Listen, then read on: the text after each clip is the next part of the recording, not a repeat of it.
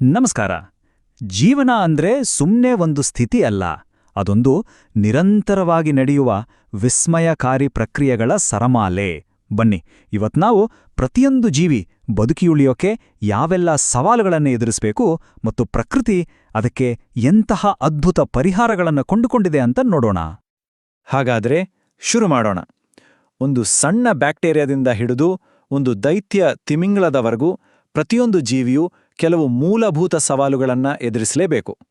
ಈ ಒಂದೇ ಒಂದು ಪ್ರಶ್ನೆಯನ್ನೇ ಇಟ್ಕೊಂಡು ನಾವಿವಟ್ಟಿನ ಪಯಣವನ್ನ ಶುರು ಮಾಡೋಣ.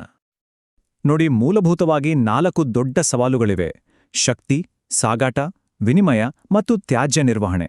ಇದನ್ನು ನಾವು ಜೀವನದ 4 ಮುಖ್ಯ ನಿಯಮಗಳು ಅಂತನೂ ಕರೆಯಬಹುದು. ಹಾಗಾದ್ರೆ ಬನ್ನಿ, ಒಂದೊಂದಾಗಿ ಇವುಗಳನ್ನ ಹತ್ತಿರದಿಂದ ನೋಡೋಣ. ಸರಿ, ಎಲ್ಲದಕ್ಕಿಂತ ಮೊದಲು ಮತ್ತು ಎಲ್ಲಕ್ಕಿಂತ ಮುಖ್ಯವಾಗಿ ಬೇಕಾಗಿರೋದು ಶಕ್ತಿ.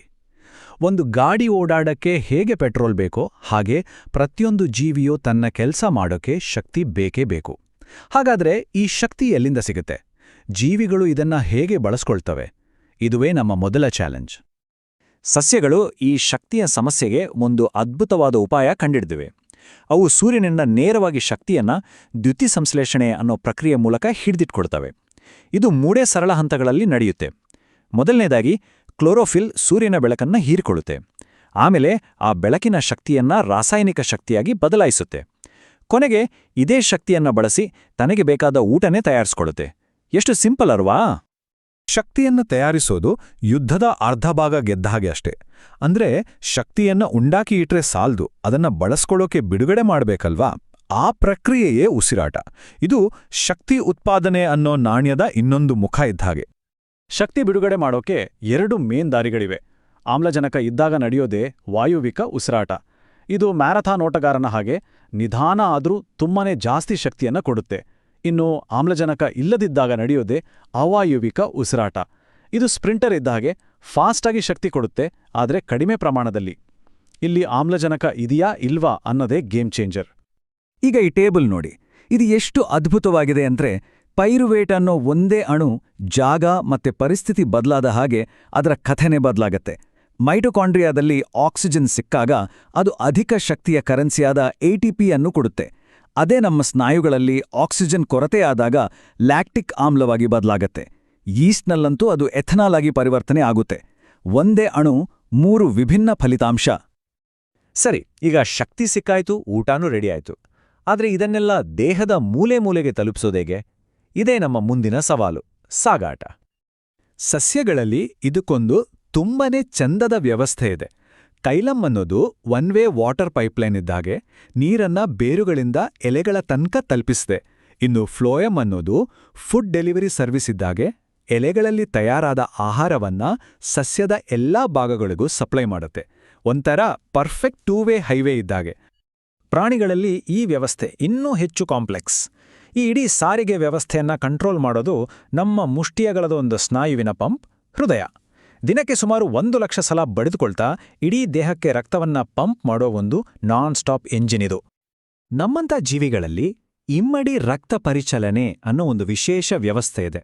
ಅಂದ್ರೆ ರಕ್ತ ನಮ್ಮ ಇಡೀ ದೇಹಕ್ಕೆ 1 ಸಾರಿ ಸುತ್ತೊಡೆಯೋಷ್ಟ್ರಲ್ಲಿ ಹೃದಯದೊಳಗಡೆ 2 ಸಾರಿ ಪಾಸಾಗತ್ತೆ. ಇದರ ಮುಖ್ಯ ಉದ್ದೇಶ ಏನಪ್ಪಾ ಅಂದ್ರೆ, ಆಕ್ಸಿಜನ್ ಇರೋ ಒಳ್ಳೆ ರಕ್ತ ಮತ್ತು ಆಕ್ಸಿಜನ್ ಇಲ್ಲದ ಕೆಟ್ಟ ರಕ್ತ ಒಂದಕ್ಕೊಂದು ಮಿಕ್ಸ್ ಆಗಬಾರ್ದು. ಹಾಗಾದ್ರೆ ಈ ವ್ಯವಸ್ಥೆಯಿಂದ ಲಾಭವಾದ್ರೂ ಏನು? ಇದು ದೇಹದ ಪ್ರತಿಯೊಂದು ಜೀವಕೋಶಕ್ಕೂ ಆಮ್ಲಜನಕವನ್ನ ಅತ್ಯಂತ ಎಫಿಷಿಯೆಂಟ್ ಆಗಿ ತಲುಪಿಸುತ್ತೆ. ನಮ್ಮ ದೇಹದ ಉಷ್ಣತೆಯನ್ನ ಸ್ಥಿರವಾಗಿಟ್ಟುಕೊಳ್ಳಕ್ಕೆ ನಿರಂತರ ಶಕ್ತಿ ಬೇಕು. ಅದಕ್ಕೆ ಈ ವ್ಯವಸ್ಥೆ ಅತ್ಯಗತ್ಯ. ಒಂದು ಕ್ಷಣ ಯೋಚನೆ ಮಾಡಿ, ಈ ಥರದ ಎಫಿಷಿಯೆಂಟ್ ಸಿಸ್ಟಮ್ ಇಲ್ಲದಿದ್ರೆ ನಮ್ಮ ಹಾಗೆ ಕಾಂಪ್ಲೆಕ್ಸ್ ಜೀವಿಗಳು ಇರೋಕೆ ಸಾಧ್ಯನೇ ಇರಲಿಲ್ಲ. ಈ ಇಡೀ ರಕ್ತನಾಳಗಳ ಜಾಲವನ್ನ ನಮ್ಮ ದೇಹದ ರೋಡ್ ನೆಟ್ವರ್ಕ್ ಅಂತ ಅನ್ಕೊಳ್ಬಹುದು. ತುಂಬಾ ಸಿಂಪಲ್ ಆಗಿ ಹೇಳೋದಾದ್ರೆ, ಅಪಧಮನಿಗಳು ಅಂದ್ರೆ ಹೃದಯದಿಂದ ಹೊರಗೆ ಹೋಗೋ ರಸ್ತೆಗಳು, ಅಭಿಧಮನಿಗಳು ಅಂದ್ರೆ ಹೃದಯಕ್ಕೆ ಒಳಗೆ ಬರೋ ರಸ್ತೆಗಳು. ಇವೆರಡರ ನಡುವಿನ ಒಂದೇ ಒಂದು ವ್ಯತ್ಯಾಸ ಅಂದ್ರೆ ರಕ್ತ ಹರಿಯೋ ಡೈರೆಕ್ಷನ್ ಅಷ್ಟೇ.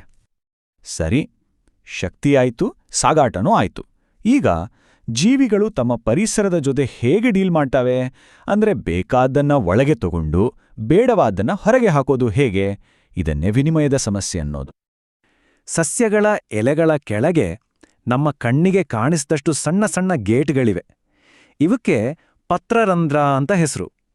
ಇವು ಗ್ಯಾಸ್ಗಳನ್ನು ವಿನಿಮಯ ಮಾಡ್ಕೊಳ್ಳೋಕೆ ಅಂದ್ರೆ ಉಸಿರಾಡೋಕೆ ಸಹಾಯ ಮಾಡ್ತವೆ. ಅಷ್ಟೇ ಅಲ್ಲ, ಬಾಷ್ಪ ವಿಸರ್ಜನೆ ಮೂಲಕ ದೇಹದಲ್ಲಿರೋ ನೀರಿನ ಪ್ರಮಾಣವನ್ನ ಕೂಡ ಕಂಟ್ರೋಲ್ ಮಾಡ್ತವೆ. ಈ ಗೇಟ್ಗಳನ್ನು ತೆರೆಯೋಕೆ ಮತ್ತು ಮುಚ್ಚೋಕೆ ಕಾವಲುಗಾರರ ಹಾಗೆ ಕಾವಲು ಜೀವಕೋಶಗಳು ಇರ್ತವೆ. ಪ್ರಾಣಿಗಳಲ್ಲಿ ವಿನಿಮಯಕ್ಕೆ ಒಂದು ಸೂಪರ್ ಟ್ರಿಕ್ ಇದೆ, ಮೇಲ್ಮೈ ವಿಸ್ತೀರ್ಣ ಅಂದ್ರೆ ಸರ್ಫೇಸ್ ಏರಿಯಾನ ಜಾಸ್ತಿ ಮಾಡೋದು. ಇದನ್ನ ಅರ್ಥ ಮಾಡ್ಕೊಳ್ಳೋಕೆ ಒಂದು ಉದಾಹರಣೆ ತಗೊಳ್ಳೋಣ. ಒಂದು ಚಪ್ಪಟೆ ಆಲ ಟವಲ್, ಇನ್ನೊಂದು ಮಡಿಕೆಯಾಗಿರೋ ಟವಲ್. ಇವೆರಡರಲ್ಲಿ ಯಾವುದು ಹೆಚ್ಚು ನೀರು ಹೀರ್ಕೊಳ್ಳುತ್ತೆ? ಖಂಡಿತವಾಗಿಯೂ ಮಡಿಕೆಯಾಗಿರೋ ಟವಲ್, ಯಾಕಂದ್ರೆ ಅದರ ಸರ್ಫೇಸ್ ಏರಿಯಾ ಜಾಸ್ತಿ. ಬಯಾಲಜಿನೂ ಇದೇ ಸಿಂಪಲ್ ತಂತ್ರವನ್ನ ಬಳಸುತ್ತೆ. ಈ ಸ್ಲೈಡ್ ಅದೇ ತತ್ವನನ್ನ ಅದ್ಭುತವಾಗಿ ವಿವರಿಸುತ್ತೆ. ನೋಡಿ, ನಮ್ಮ ಸಣ್ಣ ಕರಳಲ್ಲಿರೋ ಬೆಳ್ಳಿನ ಆಕಾರದ ವಿಲೆಗಳ ಕೆಲ್ಸಾನೂ ಅದೇ, ಶ್ವಾಸಕೋಶದಲ್ಲಿರೋ ದ್ರಾಕ್ಷಿ ಗೊಂಚಲಿನಂಥ ಆಲ್ವಿಯೋಲೆಗಳ ಕೆಲ್ಸಾನೂ ಅದೇ. ಜಾಗ ಬೇರೆ, ಕೆಲ್ಸ ಬೇರೆ, ಆದ್ರೆ ಐಡಿಯಾ ಮಾತ್ರ ಒಂದೇ, ಸರ್ಫೇಸ್ ಏರಿಯಾನ ಹೆಚ್ಚಿಸೋದು. ಇಷ್ಟೆಲ್ಲಾ ಪ್ರಕ್ರಿಯೆಗಳು ನಡೆದ ಮೇಲೆ ಕಸ ಉತ್ಪತ್ತಿಯಾಗೋದು ಸಹಜ ಅಲ್ವಾ? ಹಾಗಾದ್ರೆ ಜೀವಿಗಳು ತಮ್ಮದೇ ಆದ ಈ ಕಸವನ್ನ ಹೇಗೆ ಹೊರಗೆ ಹಾಕ್ತವೆ? ಇದು ನಮ್ಮ ಕೊನೆಯ ಆದರೆ ಅಷ್ಟೇ ಮುಖ್ಯವಾದ ಸವಾಲು. ನಮ್ಮ ದೇಹದೊಳಗೆ ನಡೆಯೋ ಕೆಮಿಕಲ್ ರಿಯಾಕ್ಷನ್ಸ್ಗಳಿಂದ ಕೆಲವು ವೇಸ್ಟ್ ಪ್ರಾಡಕ್ಟ್ಸ್ ತಯಾರಿ ಆಗುತ್ತೆ. ಇವುಗಳಲ್ಲಿ ಕೆಲವು ಹಾನಿಕಾರಕ. ಈ ಹಾನಿಕಾರಕ ಕಸವನ್ನ ದೇಹದಿಂದ ಹೊರಹಾಕೋ ಪ್ರಕ್ರಿಯೆಗೆನೆ ವಿಸರ್ಜನೆ ಅಂತ ಕರೆಯೋದು. ನಮ್ಮಲ್ಲಿ ಈ ಕ್ಲೀನಿಂಗ್ ಕೆಲ್ಸಕ್ಕೆ ಅಂತಾನೆ ಡೆಡಿಕೇಟೆಡ್ ಆರ್ಗನ್ಸ್ ಇವೆ. ಮೂತ್ರಪಿಂಡಗಳು ಅಂದ್ರೆ ಕಿಡ್ನಿಗಳು. ಪ್ರತಿಯೊಂದು ಕಿಡ್ನಿಯಲ್ಲೂ ಲಕ್ಷಾಂತರ ನೆಫ್ರಾನ್ಗಳೆಂಬ ಸೂಕ್ಷ್ಮ ಫಿಲ್ಟರ್ಗಳಿವೆ. ಇವು ದಿನಕ್ಕೆ ಸುಮಾರು 180 ಲೀಟರ್ ರಕ್ತವನ್ನ ಫಿಲ್ಟರ್ ಮಾಡಿ ಅದರಲ್ಲಿರೋ ಕಸವನ್ನೆಲ್ಲ ಬೇರ್ಪಡಿಸುತ್ತೆ ಅಂದ್ರೆ ಯೋಚನೆ ಮಾಡಿ. ಹಾಗಾದ್ರೆ ಸಸ್ಯಗಳ ಕಥೆ ಏನು? ಅವುಗಳಿಗೆ ನಮ್ಮ ಥರ ಸ್ಪೆಷಲ್ ಕಿಡ್ನಿಗಳಿಲ್ಲ, ಆದ್ರೂ ಅವು ತುಂಬಾನೇ ಸ್ಮಾರ್ಟಾಗಿ ಈ ಸಮಸ್ಯೆಯನ್ನ ಬಗೆಹರಿಸ್ಕೊಳ್ತವೆ. ಅವುಗಳ ಹತ್ತಿರ ಒಂದಲ್ಲ ಹಲವು ಟ್ರಿಕ್ಗಳಿವೆ. ಜಾಸ್ತಿ ಇರೋ ನೀರನ್ನ ಆವಿ ಮಾಡಿ ಹೊರಹಾಕ್ತವೆ. ಕೆಲವು ವೇಸ್ಟನ್ನ ಎಲೆಗಳಲ್ಲಿ ಸ್ಟೋರ್ ಮಾಡಿ ಆ ಎಲೆ ಉದುರಿದಾಗ ಕಸನೂ ಹೊರಟೋಗುತ್ತೆ.